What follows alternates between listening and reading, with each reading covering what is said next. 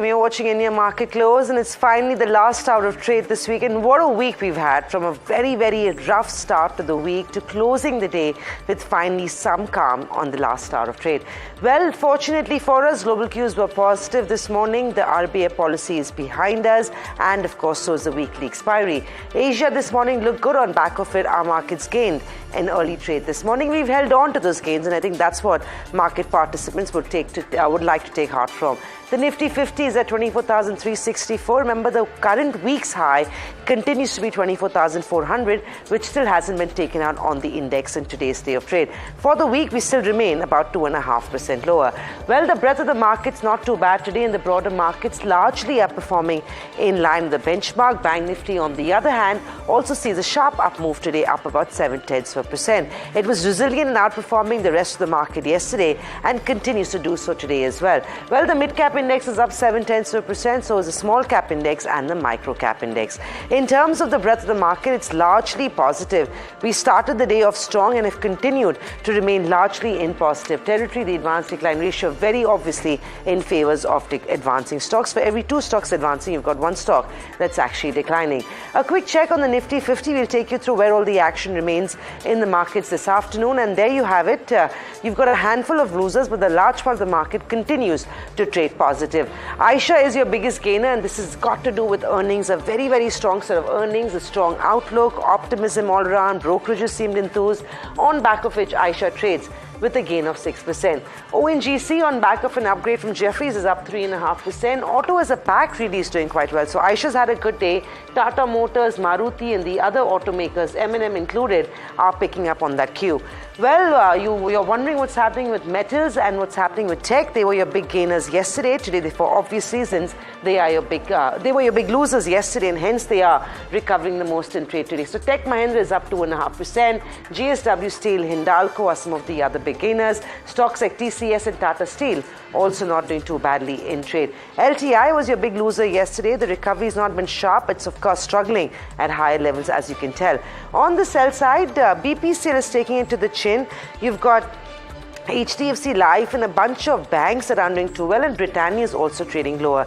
But all in all, it's an okay looking market. Let's not forget that the backdrop of today's trade is what happened this week, which is very, very tough in terms of fears of a US recession, the Japanese carry trade unwinding, all that put together. But finally, a Friday when the markets are cooling off just a bit. But I think that's pretty much it. And more importantly, it's Hersh's birthday, so happy birthday, Hersh. But yeah, the markets in the same breath, I guess, celebrating you. I'm not so sure, but market's doing very well, Samina, no doubt about that. Firmly putting behind some of the global jitters that we saw at the start of this week. Let's pull up the Nifty mid-cap, try and see what broader markets are doing. And there you go, 7.7% higher on the mid-cap. We've spoken about this a little bit. Let's quickly move on to the advanced decline, see how the breadth is looking before I move on to some specific names. There you go, the advanced decline 1370 to 706. So definitely strongly in favor of the advances. Let's try and pull up some names. Lots of result reactions to talk about. Let's start off with something like a Trent and an Aisha. Again, we spoke a little bit about Aisha, so I'll limit that. But Trent, very strong numbers. The margin number just going from 14 to 14.9. And look at the way the stock has zoomed. It's up almost 10%. Very, very strong numbers. And Trent up and away in trade. We'll break Trent down a little bit. Definitely our stock of the day. But outside of that, Oil India also doing very, very well. Another one, Mayur Unicoaters, slightly smaller name, but nonetheless, the stock up and away in trade, 5% higher. ITD Cementation declared numbers day before yesterday. Yesterday, the stock was on a tear. Today, another 4% on ITD Cementation. Some of these infra names doing very, very well. We'll talk about NBCC as well, because that one is up and away as well. Let's talk about Galaxy Surfactants though. Again, strong set of numbers, up 4%. Greaves Cotton is something like an Info Edge, a Sandhar Tech. Again, a Sandhar Tech, very strong numbers. Info Edge came out with numbers today, 3% higher. And Greaves Cotton as well, 5.5% higher or thereabouts, at least in trade today. A Cochin Shipyard, both QOQ and YOY. Now, in terms of top line, QOQ There has been a decline, likely some execution slowdown, but nonetheless the margins have held up very, very well, even QOQ, and therefore stock is up 3% odd. Of course, the entire defense pack also doing well. Some amount of tailwind on markets also helping it. Neogen Chemicals now, mind you, this one declared numbers a couple of days back, but very strong commentary for the rest of FY25. Stock is up 7% on the back of commentary. HBL Power also up nearly 2.5%. On to the losers, and again, plenty of them. SAIL is the first one on my list, down really nearly 5.5%. We're seeing Bayer Corp as well, nearly 5% lower. Birla Corp down nearly 4%. Avalon Tech, oh, poor set of numbers really, and that one also taking a bit of a beating in trade today. Timken India is the other one, which is down nearly 4% on the back of numbers. Global Health, Astral, Nexus Select, if we can just quickly take it through. There you go, all of them down. Kolte Patil was lower on the back again of a poor set.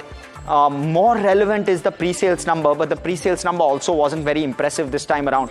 But it's since then recovered quite a bit, so not as bad. But let's pull up some names from the newsmakers, from the other newsmakers. Ola Electric debut on exchanges, that one is up 20%. We are on circuit for that one. NBCC 15,000 crore order win on a 10,000 crore FY24 top line. This one has a new order win of 15,000 crore. Mind you, 5% margin broadly for the company as a whole last year. So keep in mind 750 crore rupees in terms of EBITDA likely to be added from this order. But the stock is up 10, which means 3,000 crore of market cap added on the back of this order. Aster DM 1% equity changed, hence that one is up around 3%. There you go. And you also have a Godrej Properties, highest bidder for 2 land parcels in Noida, and that one is up and away 2% higher as well. Oh, it's a good-looking market and lots of specific stocks that are moving on back of either order wins or strong earnings. Stock of the afternoon also is NBCC. I don't know whether Hersh mentioned it, but they've bagged a pretty significant order, and on back of which the stock is seeing a very sharp up move, 12% higher on NBCC. Trent, of course, is the other one that looks good, 10% gains there. Godfrey Phillip, from the get-go this morning, is trading firm, 7% higher as we see it. And of course, Bombay Burma is up 6% as well. Along with that, some of your real estate counters aren't doing too badly. So the likes of Macrotech is trading with a gain of 6%. Tire company like Seat looks good, while Apollo Tires is seeing some selling pressure in trade. Well, Suzlon is gaining, has continued to gain from the time it reports its numbers. It's been a strong run for the last 10 days on Suzlon Energy. On the sell side, there are a few counters that are not seeing too much Friday cheer. Alembic Pharma is down 7%. SAIL, the numbers are weak. The stock's down 6%. Lemon Tree numbers weren't too impressive yesterday. The counter continues to reel under pressure. Birla Corp, weak numbers. Stock's down 5%. Apollo Tires, no different. Timken and Rail Vikas also getting punished on back of weak numbers. But we have with us Brijesh Singh, Senior Technical Analyst at Opulent Investment Advisor, joining us with a quick view on the markets. Hi, Brijesh, good afternoon. What's the call on the Nifty? 24,400 was the current week's high, and the markets have not been able to take it out even today when the breadth and the global handover was positive. What is the texture of this market? Does it still remain cautious and maybe a sell on rise in terms of trade? Well, Samina, no doubt what you said, that the weekly high of 24,000 still not been broken, but the best part is still they haven't given the gains which the morning gains which has been there. In this week, what we've been saying, sometime it was like a gap up opening, sometime another day it is gap down, and another day it has been coming at a gap up. Now, somewhere around 3 o'clock, precisely the time when the supply comes, and all the gains will be wiped out. So till now, the best part is that the gains has not been given. At least still, looking the chart, it indicates that now, we might not break the 24,000. We might be holding. If anyhow we break the 24,000, then 23,000 is a crucial level to watch. If that thing been broken, then we can see Nifty drifting wave down to 23,200 or 23,300. The best part is, at least, for the very short term resistance has been considered. We are above that. That is 24,250. Nifty. So we are above that, trading that. And now it looked like, if we are holding this Friday gains, Monday morning again we can see at least a small gap up of opening, and we might try to touch that 24,500 and above that level. So still on the hourly front of the chart, or even if I look at the 4 hourly chart, nothing wrong. The level to watch on the higher side, which it would be 24,550, 24,650 band. That is a resistance band which I would be looking for. If that resistance band broke, then we can say, okay, we have come out from that bush of the short-term negative territory or the bear territory, and we might try to retest 25,000 and above. Downside, if I say, then support again lies on the 24,000, 24,100 as a support, and the crucial support to watch would be 23,800. The best part again is that at least slightly, the bank Nifty is holding the crucial level of 49,800. Again, that is an important support. That should be not been broken. So and today we are seeing some support to Nifty from a bank Nifty point of view. So 49,800 and 50,000 is a support which I would be looking for the bank Nifty. Immediate resistance lied at this towards that 50,600 to 700 mark, and if we are surpassing, then we are heading towards the level of 51,100 to 51,200. So the best part is that both the indices right now, they have not given up their gain and still they are holding. Right, that's the word coming in on the Nifty and the bank Nifty. But I think stock of the morning, Brijesh, is Trent. Strong earnings, the counter is trading up and about. On the chart, so would you initiate fresh longs if you were a swing trader? I mean, would you place Trent? And in that case, Trent looks like a good trade.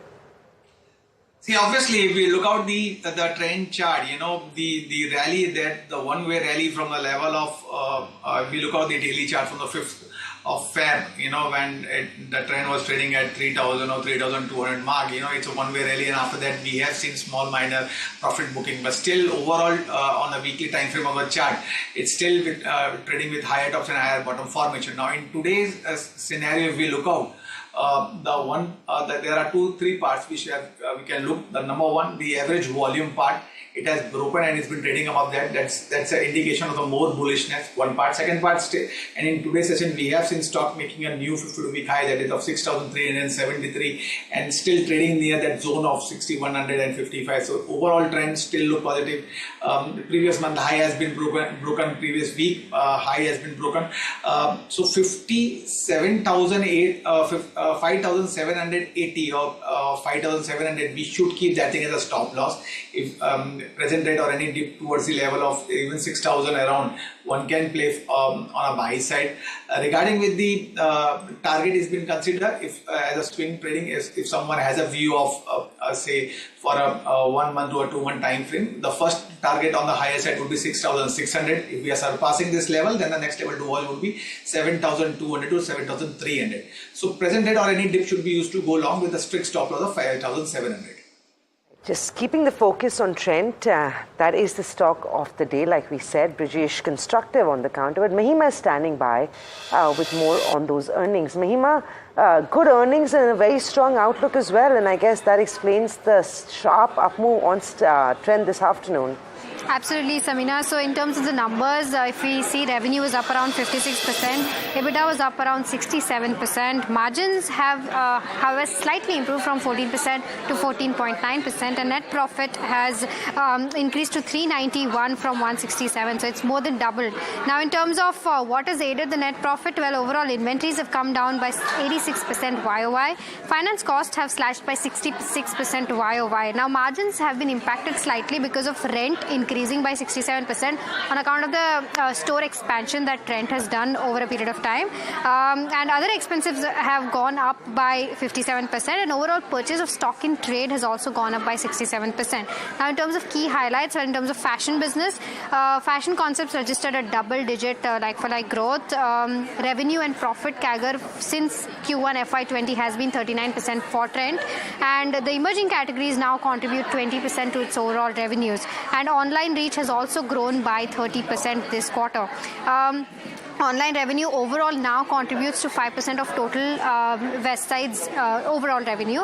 And in terms of total stores added during the quarter, 6 stores in Westside were added and 16 Zudio stores were added. Now overall their count goes to 228 Westside stores, 559 Zudio stores and 36 overall lifestyle stores. And even the Star business has posted a like-for-like growth of over 20%. But I think what's the only worry for this particular stock is the kind of valuations it's trading at, Samina.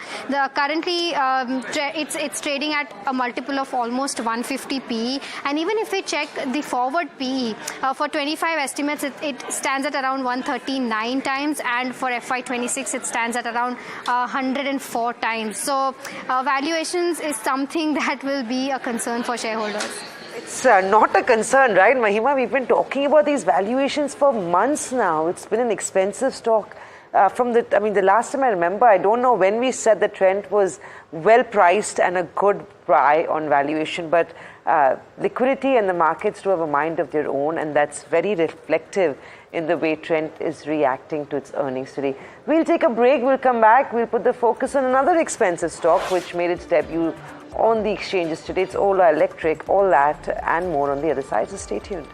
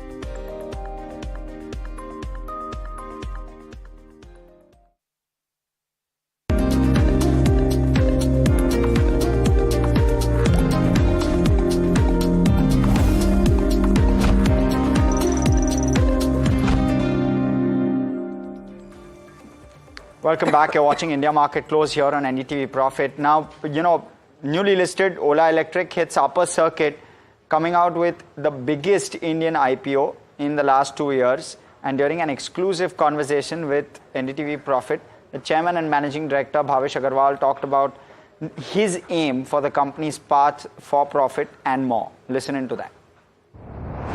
We aim to build, it's an interesting thing. We're building a sustainability-focused company to build a sustainable environment, and we want to build this company sustainably, which means we want to build a profitable growth story. We're not there yet. If you see our last 2 years of financials, which are in the prospectus, FY23 to 24, revenue went up 90%. EBITDA margins improved from negative 43% to negative 19%, a 24-point improvement in just 1 year. This journey, as we continue to improve volumes and hence revenue, our cost doesn't go up. It's in a manufacturing business. So the operating leverage drives better margins. And secondly, the strategy of vertical integration with our cell coming into our products next year. Cell is the costliest part of an EV. So as a cell, we start manufacturing in-house in India, save the margins that global suppliers take, save the duties. That will further drive gross margins and hence EBITDA. So this is the roadmap. I can't share numbers today, but soon we'll be publishing our Q1 results, and I hope investors will take a look. All right, we'll stick with Ola. Puneet joins us with the major standouts with regard to the company, challenges for Ola Electric, and whether profitability can actually be expected and when. Puneet. Well, thanks for that. So, we've seen that, the IPO opened at a very tepid 76 rupees, the issue price, and then has run up by 20%. We think, this is, of course, one of the major things in this particular IPO has to be that the valuation has come down from roughly 5.5 billion to 4 billion. When you look at the issue price, it has, the last round was happening at 118 rupees per share. It was reduced to 76, and now, we've seen it at upper circuit of 20% to come in at 91 rupees. Anchor Book also saw strong participation, and 40% of it was taken by HDFC, SBI as well as Nippon. Now, what we did was just look at the 3 to 4 main things about the company that might be working for them and a few that might not work for them in the future, and how will they tackle them is the main thing. So, going out, is the first pure play EV company to list on the bourses. Now, we've seen Bajaj as well as TVS have capex on the EV as well as the ICE side, which is the petrol and diesel. But one main thing is that this company is purely electric, so all capex will go into that. Their market leadership of roughly around 35% is also very strong, and expect to going further as well. So currently the EV penetration is just 5% and is expected to go to 41% by FY28 according to HDFC Securities, and Ola Electric will definitely be one of the beneficiaries. The Gigafactory, what they've addressed is, the current head of the, so, we saw a lot of changes in employment on people in Ola cabs, and that has been something which has been plugged into. So the current, Gigafactory head is of course an industry veteran, Yoon Sung Park, who's a South Korean veteran in the LG space. He headed LG's electronic battery manufacturing space for around 36 years, and he's come to Ola last couple of years. He's the highest paid person as well, employee as well, more than Bhavesh Agarwal as well, and that's been one of the key factors going forward, the Gigafactory. Within the, one important thing is that roughly 80% of the components across the 3 models, S1 Pro as well as, the S1 Air are same. So, that helps build a platform and then launch multiple variants over the top, and that's similar approach to what TVS and Bajaj has taken. But, when we look at what might not work is, of course, something that we spoke about is the valuation. It came at 4 billion, and now, of course, it's gone much 20% higher than that. But going forward, it's a loss-making entity at the end of the day. It's trading at EV to, which had roughly 1,500 crores of losses in FY24, trading at EV to sales of 5 times, which is on par with Bajaj Auto, but Bajaj Auto makes a lot of, roughly 8,000 crores of profits in a year. TVS is cheaper than EV, on the EV to sales metric when compared to Ola, and that's one of the other things. Finally, last 2 things, the EV subsidy has been reduced by 50% under this particular scheme of the new EMPS scheme, and let's see what happens in FAME 3. That'll be one of the key triggers for EV scooters to pick up. And finally, the EV bike segment, which the company is looking to enter. It has not only been the premium segment that has been seen, but the volumes are very dismal, roughly 15,000 units a year, while Ola sold roughly 3 lakh scooters in the last year. So a few risks on valuation and the new segments such as EV bike, which is largely untapped, but certain things might definitely work for them that we could be seeing in the stock price today. Back to you. Thanks a lot for that, Puneet, breaking that down comprehensively. But, let's delve down deeper, take an independent voice. Astha Jain, Senior Research Analyst, Hem Securities, joins us to talk about exactly that.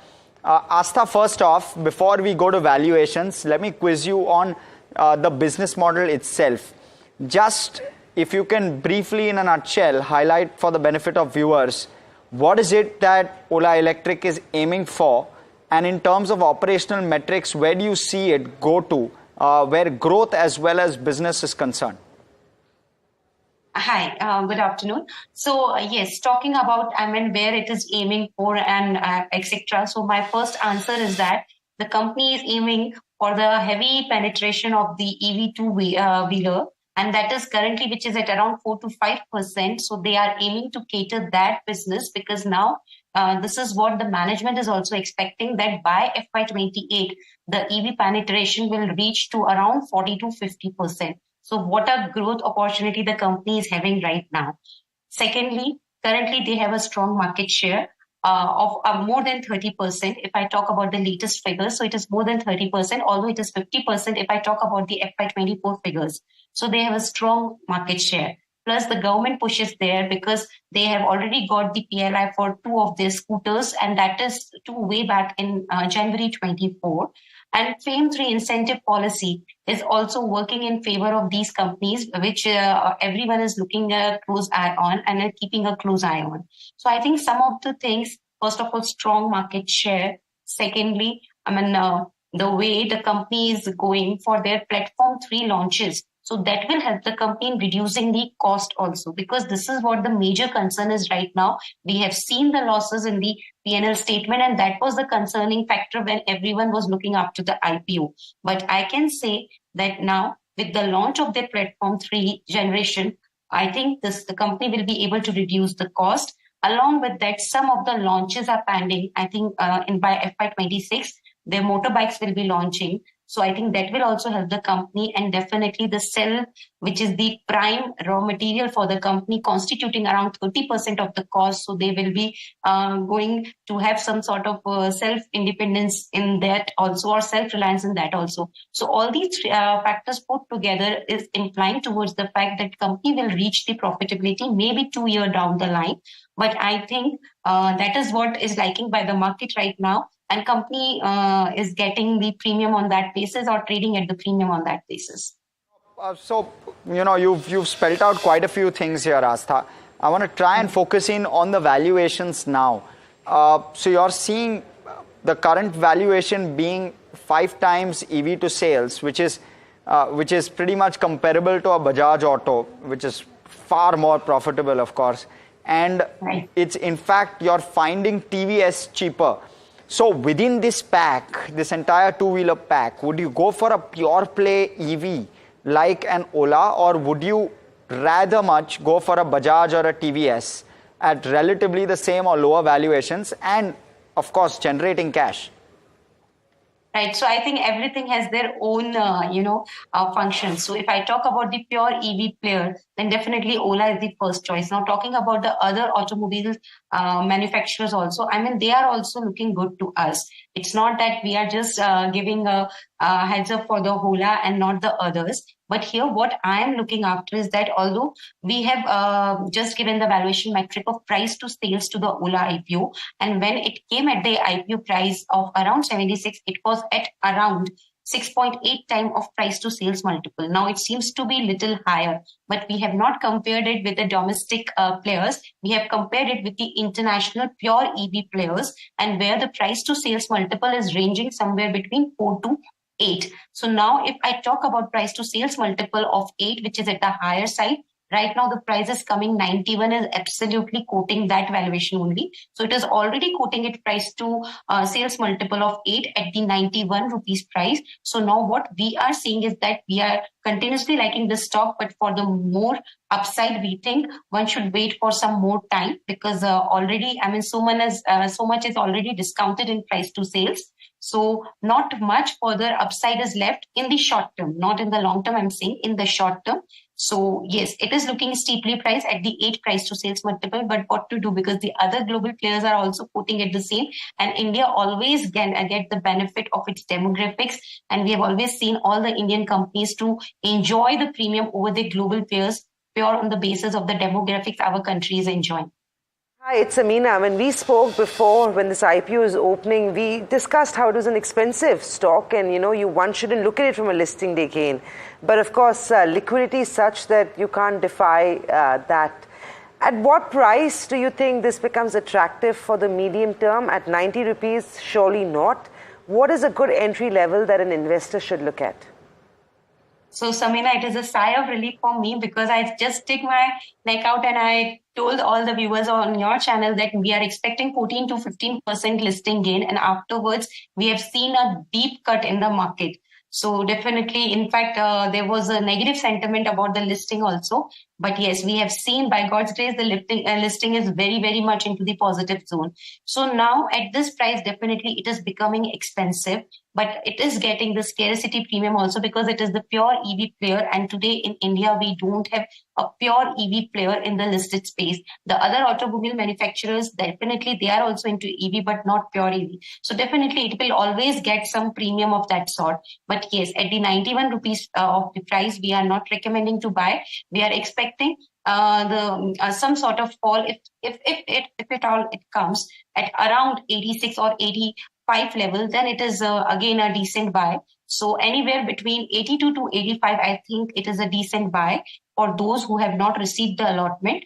And our price target initially in the short term is around 97 to 100 rupees. But in the long term, since the results are due, we really need to review the results and then we can always review our targets also. But at current point of time, 97 to 100 rupees is the price target which we are attributing to the stock in the shorter term. But no need to buy at this point of the time. Let the stock fall till the level of 85, then one can make entry into the stock. Right. Well, it looks expensive, and it is expensive, but the markets are cheering this new entrant on D Street, 20% higher on Ola Electric. Thank you, Asa, for talking to us. We'll take a quick break. We have the last 30 minutes of trade to go before we wrap up this very, very volatile week, which will be behind us. We'll take a break. We'll come back and take you through closing strategies as well. So stay tuned.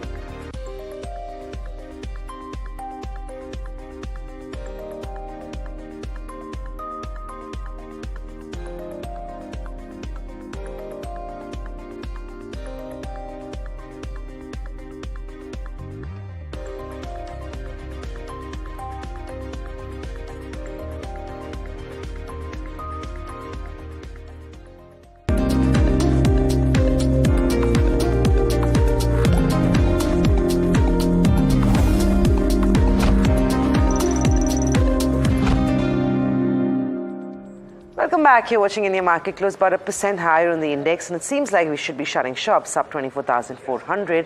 But of course, it's not been a bad day of trade. The breadth of the market's also been good, and considering where we're coming out of, where we had a very, very rough first half of this week. Well, Dipin Mehta now joins in with a fundamental view on the markets. Dipin, before I talk to you about the markets at large, what's the call on Ola Electric? It seemed like an expensive proposition. Then, of course, it gets a 20% listing day gain. What do you do at 90 rupees? Ola Electric looks good. Did you buy this stock? And if not, would you consider buying it now? Yeah, good afternoon, and thank you for having me on your show. As is the case with all new age listings or these concept stocks like Zomato, and also we have got Leica and also Paytm. It's just better to wait and watch for some time, let the dust settle down. Let us see 1 or 2 quarters how the company is shaping up, and how its road to profitability, how that is actually moving along, and only then look at making a bet. That's the best way I have learned to target these companies. We have seen that all the new age listings, the companies I named, including many of the other new ones, they list with a lot of euphoria, and then 2-3 quarters down the line, there's a lot of, I would say, disillusionment. And then as the management starts to roll out the business plan, and a few quarters later, we can see the road to actual positive profitability. That's when the stocks start to move up again. And I think that Ola Electric also will follow the same kind of, journey. So it's better to just wait and watch.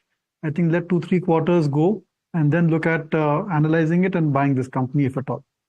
122 times. Right, depends. Is Hersh joining in? I want your take, and we spoke about this earlier. We've missed your view on it. One stock, of course, is Trent that I want to take your view on. Supremely expensive, but the kind of numbers that it continues to post, oh my God! I mean, it's extremely strong, right?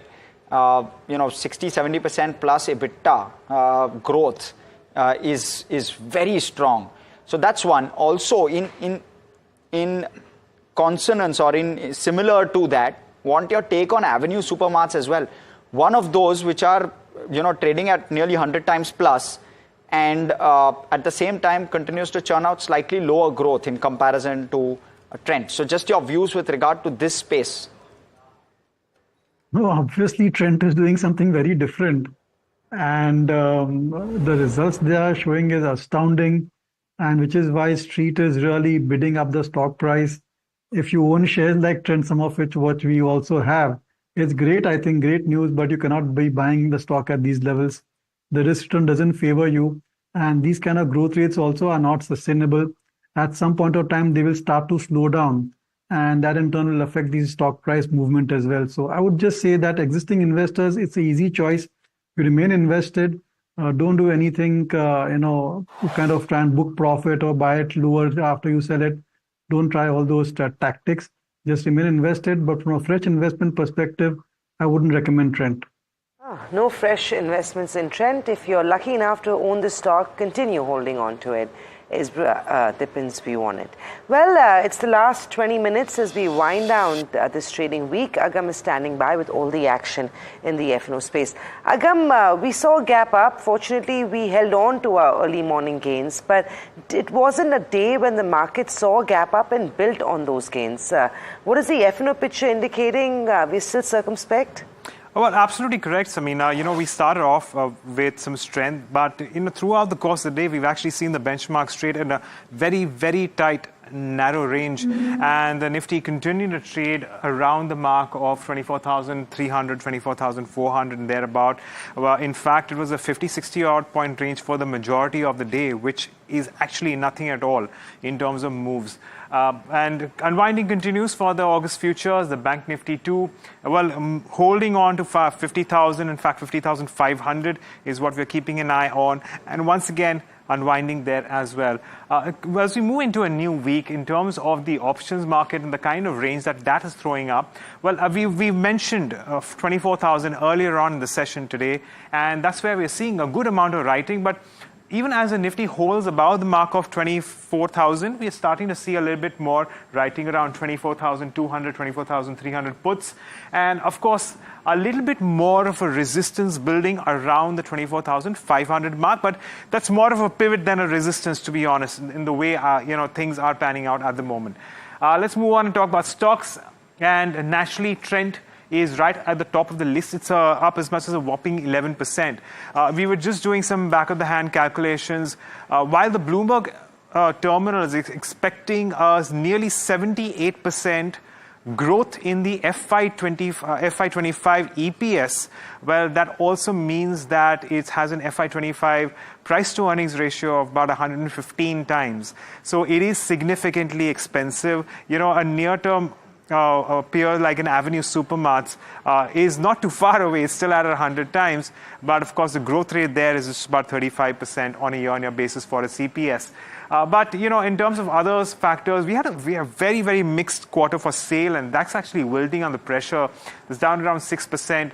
So we have plenty of counters in today's market which are moving on the back of earnings. Even in terms of unwinding, let's pull that list up as well. We have long unwinding of Biocon and Syngene International.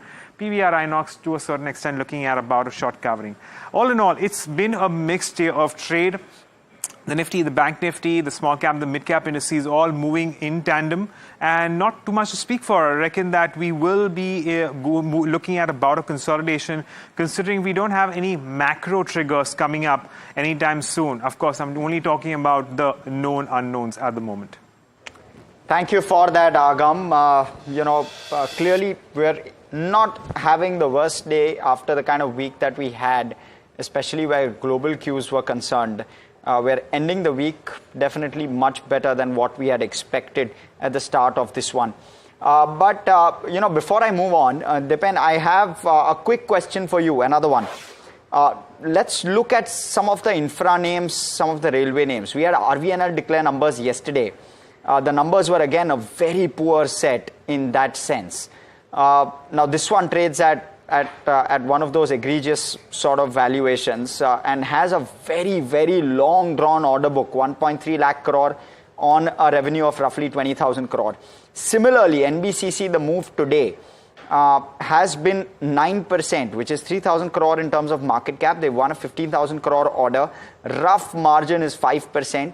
Do you believe that some of these stocks are not looking good from a valuation perspective, and there could be a large froth build up here? And is there any other space or pocket that you believe is looking egregiously valued? I mean, if you look at optically, the P multiples are really on the higher side. And from that point of view, it doesn't make sense to buy at such elevated multiples. Maybe at a correction or 2-3 quarters down the line when the actual execution takes place, that may be a good entry point. But look, these businesses have got good earning visibility, and there's political stability, same government for the next 5 years or so, and focus still remains infrastructure as well. So order flows will keep on coming in. It's just that when you buy at these levels, there's hardly any margin of safety. And no doubt they may have multi-year order book position, as is the case with a lot of PSUs, which are in the engineering, construction, shipbuilding, defense space. But there could always be a couple of soft quarters because of a mismatch in terms of when the actual billing takes place on an order which they're executing. So I think soft quarters are good entry points, but buying on a high like this after they've run up so much, I don't think it makes sense. Brijesh, you want to come in on a couple of metal stocks? They seem to have recovered well after the big fall that most of them have witnessed this week. On the charts, any long trades in the metal pack that you're constructive on? And it doesn't have to be for the full August series, maybe just for next week. So if it has been considered for the next week, then look out the National Aluminium right now. It's where the source is getting squeezed up, and it looked like we might see a pullback now. 178 around the stock is it's been quoting, and if we hold on the swing, the down level of swing of 170 or 178, we might see a pullback. That pullback will be towards the level of 185 to 195 to 198 on level. Right. Brijesh, also a quick word on Eicher Motors. Very strong earnings, but the stock has also managed to see a pretty big move, 5% higher as we see it. And it's going into the weekend strong. For next week, would Eicher be a good long trade for you?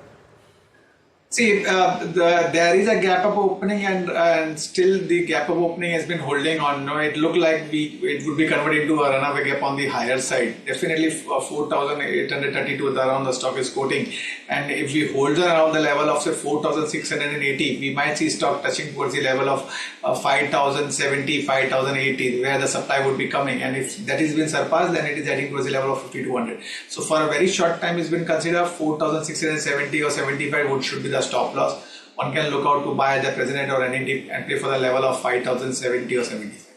But you can't ignore. Got it. Let me switch focus. In fact, today is a day where we focused on the auto pack, but we'll continue to. From EV to Eicher, it's jumped 5%, reported steady Q1 numbers. Puneet, what's worked for the company? Give us your take as well as brokerage views. Yeah, thanks for that. So, majorly, if I had to give it one headline, was the double profit beat. So, it was expected to be around a 10% profit growth kind of a quarter, but it has grown by 20% as profitability in this particular quarter, despite volumes falling by 1%. And that's all because of, the average selling price of the motorcycles has gone up by roughly 9%. Now, essentially, this means that the customers or the volumes that they've sold is higher than the 350cc. So, essentially, 29% growth seen in 350cc and above segment, while the 350cc, which has the Bullet and the Classic, has grown just about 4%. So higher average selling prices and premium models sold in this particular quarter was the highlight which led to the profitability beat. The other thing is they launched the new Gorilla 450, a new addition in the 400cc space. They already had one model of the Scram which hadn't, and the Himalayan. So now this new Gorilla platform has already got roughly 2,000 to 2,500 vehicles order in the last 1 week since its launch, and that's roughly 30% of what it does in a normal month of the other 400cc motorcycle. So that's another positivity. The only problem is the valuation concern, because it's an expensive stock, no, I have to say, because it addresses only the premium segment.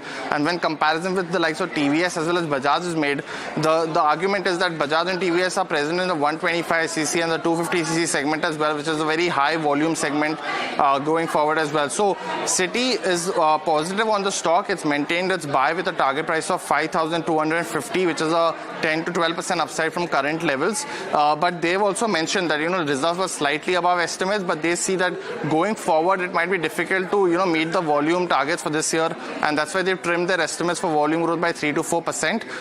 MK as well as Motilal are bearish on the stock. MK has a target price of 3,750, roughly 16 to 18% downside from the current levels. They've said that recovery will be gradual only and not, in a very hurried manner despite festive season coming up. They're expecting muted 6% growth in volumes when others like Bajaj and TVS are going to show 15%. That's the estimate. And Motilal has, cut their FY25 and 26 EPS by 5 and 3% on valuation concern, factoring in weaker than expected volumes going forward. So today's move definitely on the surprise and profitability, but going forward, there might be a little bit, a volume growth much needed for over the next 3 quarters to kind of, get brokerages back potentially. That's the synopsis for Eicher Motors. Back to you. For the outlook, it may have to work a little harder to impress the brokerages. But if I had to pick a stock of next week, it may potentially be Wockhardt. If we can pull that one up on the screen, that should be useful. They've just reported numbers, and the numbers are fantastic. The stock has already hit upper circuit literally a minute ago. Revenues were up 15%. EBITDA is coming in 91 crores versus 16 crores. Margins have improved significantly at 12.3% versus 2.5%. And the net loss, so they're finally turning the corner on Wockhardt, has come off from 136 crores in the same quarter last year to only about 16 crores. Brijesh, I don't think there's actually, Dipin, you coming on Wockhardt. It's been on the buy side now for quite a few weeks on back of the recent drug as well for cancer patients. And what a fantastic sort of earnings being posted. Now, I know the opportunity for a tactical investor is low because as soon as the earnings were reported, the stock is at upper circuit. But what do you make of Wockhardt? Their net loss is 16 crores versus 136 crores in the same quarter last year. Margins have come in at 12.5 versus 2.5, and EBITDA is at 91 crores versus 16 crores. Do you like Wockhardt? No, I think that it's like, very difficult to analyze Wockhardt because the success of the new drug launches is still unknown. And if they work out as per management expectations and they're really blockbuster drugs, then even this price is cheap. But if they are not that successful, then from that point of view, Wockhardt is a bit expensive. The track record has been very, very sketchy at a time when the entire pharma industry has made huge leaps and have progressed significantly on all the markets and so many new launches they have done. Wockhardt has been a bit of a laggard. Maybe they were focusing on new chemical entities and R&D activity, and that may pay off for them. They do have a slightly differentiated business model, which takes time for investors to understand, which takes time for them to start showing the profits. But right now, I would say that Wockhardt is kind of work in progress. And the real question to ask the management is the new launches, new drug entity, how that is shaping up, what is the plan over there, and then see how that progresses before one can make a more informed view or on the potential of the stock. Brijesh, let me come to you both on Wockhardt as well as on Aisha. Give us your quick take with regard to charts, because Wockhardt especially, we've seen a very sharp move over the last few minutes. So if a short term has been considered for the Wockhardt, then till the stock trades above 870, it looked promising, and if I'm not mistaken, the 52-week high is 955. It would be breaking, and the stock can be headed towards the level of 1120 around zone in a 1 week to a 2 week time frame. ISR, I have already spoken. Overall trend look promising, and if someone has a view of say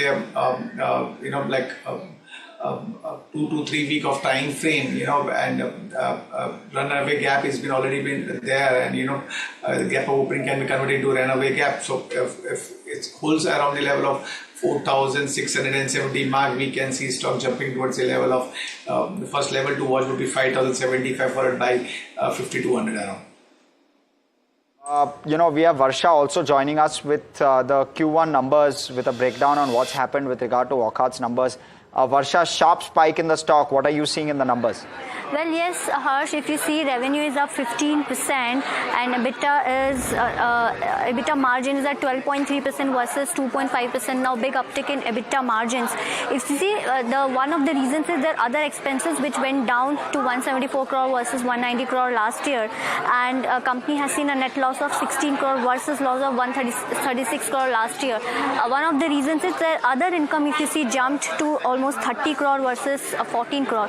The interesting thing about Wockhardt is their drug, that is WCK 5222.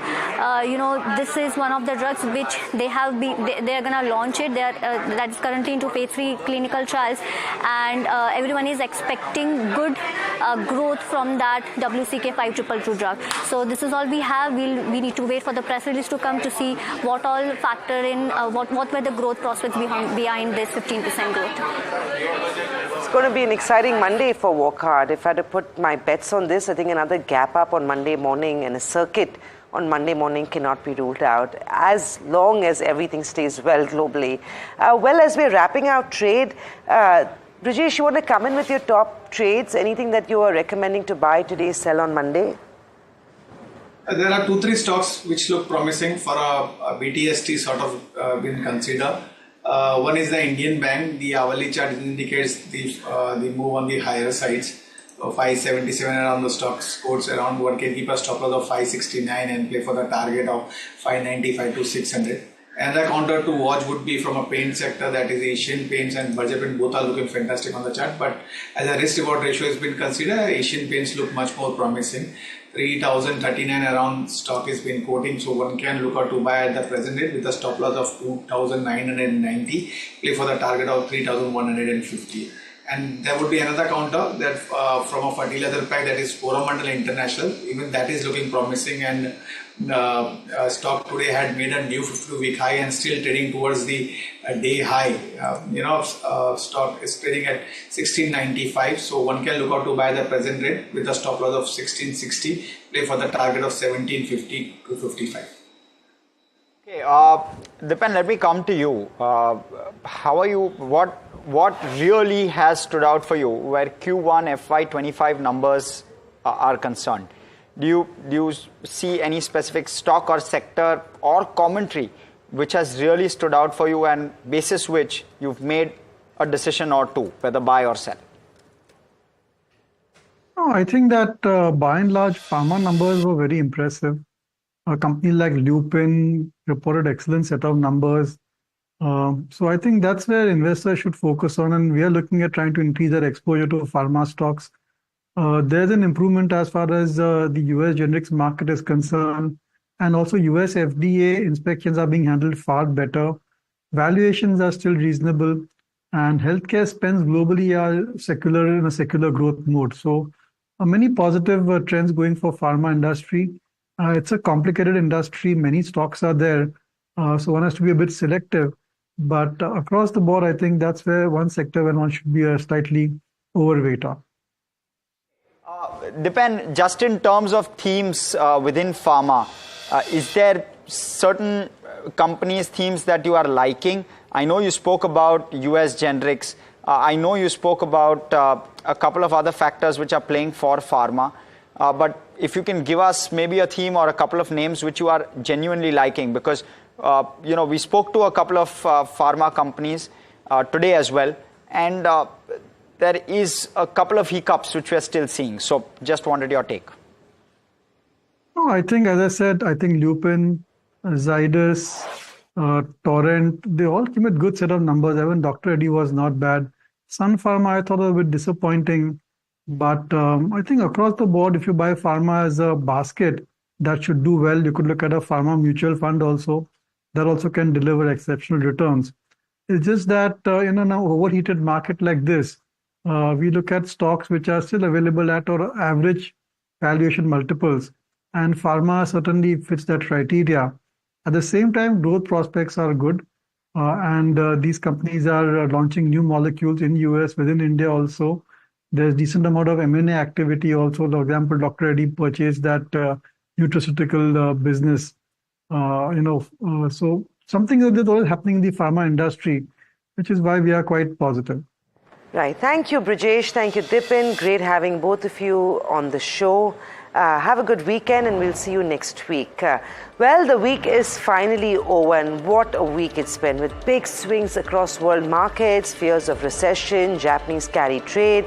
Investors and traders worried that this was the start of the correction that a lot of people had been talking about. But guess what? It wasn't so bad. The Nifty is only going home with a cut of 1.5% this week. So while it was volatile, we managed to stage quite a recovery over the last few days as well. Well, that's how we are closing trade, 24,360. We're shy of 24,400, which was the current week's high, but nevertheless going home on a positive note today.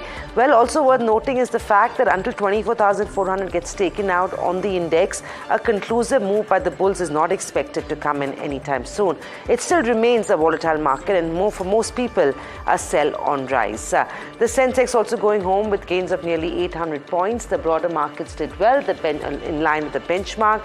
The mid-cap and the small-cap index going home with gains of 0.7%. Bank Nifty showed some resilience, goes home with a cut of about 1.7, 1.8% for the week, but today was up about 0.7%. You had bellwethers like HDFC Bank that actually outperformed the index even in trade yesterday. Well, a quick check on the Nifty 50. The breadth, like I said, was very clearly biased towards the winners. Advancing stocks are much more than the decliners. For every two stocks gaining, you had one stock that was actually declining, and that's reflective in the advanced decline spread. A quick check on the Nifty 50. Let's take you through who the big movers were. Eicher Motors, on back of strong earnings, goes home with a gain of 6%. Along with it takes M&M, which is up 3% in trade. Shriram Finance had a good day. Tata Motors, that doesn't seem to be stopping either, 3% higher on Tata Motors. ONGC, on back of an upgrade, managed to go home with gains as well. Metals and IT were the biggest sellers in trade yesterday, and today they are the biggest gainers, because when the recovery came in today, it came in the stocks that sold off the most yesterday. So your Infosys, Hindalco, to name a few, that have gone home with good gains. Pharma did okay as well. Tata Steel had a good day. Bajaj Auto and Wipro were some of your other big gainers. On the sell side, you had BPCL, which was weak from the get-go this morning, going home with a bit of a cut. The rest of the stocks also going home subdued. So all in all, tough week, but we're going home well. And I think this is just another instance of resilience of our markets. Absolutely, 1% higher on the Nifty 50. Let's pull up the BSE 500, Samina, if we can. And what we'll see is a lot of movers on the back of either news or either earnings. You're looking at a Trent up 12% at close. Very, very strong numbers reflecting on those returns, at least intraday. You're seeing NBCC up 9%, new order win. Jubilant up almost 8%. Again, in focus because of numbers as well as commentary. You also have quite a few names on the decline. You're seeing RVNL second consecutive day in the red. Lemon Tree likewise. Bayer down on the back of numbers. New India down on the back of numbers. Alembic, Sale, all of those, and Timken. In fact, all of the top 7 out of the 8 are down on the back of numbers. So numbers playing quite a bit of a role in some of these broader market names where they've seen some bit of pressure. Yeah, and for good reason, because stocks that have done well in terms of earnings have been rewarded well, and we can see that with the likes of a Trent or, for that matter, even a Wockhardt that reported just a few minutes ago. So it's an interesting week, and I guess if you're a bull, you're not complaining. You can, heave a sigh of relief, go away for the weekend, and of course, we'll see you back here on Monday. But it is Hersh's birthday, and we're celebrating that as much as we can. This is the best we could do in short notice, but happy birthday, Hersh. Have a great weekend. Thank you, Samina. Thank you, everyone. Have a great weekend.